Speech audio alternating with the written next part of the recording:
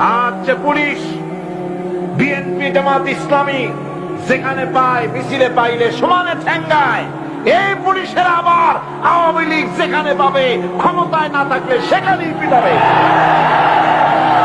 কথা ঠিক কিনা? এগুলি মনে মনে রাখতে হবে, এগুলি ইতিহাস, এগুলি ইতিহাস। আমি কি বাড়াই বলছি না ঠিক বললাম? এই পুলিশরাই দেখে রেখে এরাই আজকের যে স্বরাষ্ট্রমন্ত্রী, কালকে দেখবেন পিটানের ঠেলায় ক্ষমতায় যদি না থাকে হসপিটালে শুয়ে আছে। এগুলি তো আমরা পত্রিকায় দেখি, ছবি শুদ্ধ দেখি। কথা ঠিক কিনা? এগুলি আমি বললাম কেন?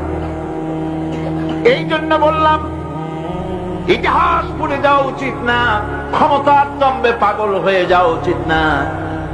আল্লাহ পাক বলেছেন লিনানজুরাকুম কাইফা তা'মালুন, ক্ষমতা দিয়ে আমি দেখি আমলটা কি করো, তোমার আমলটা কি হয়। ক্ষমতায় যারা থাকে ক্ষমতার মোহে চতুর্দিকে অন্ধকার দেখে, মনে করে আমার পতন আর হবে না।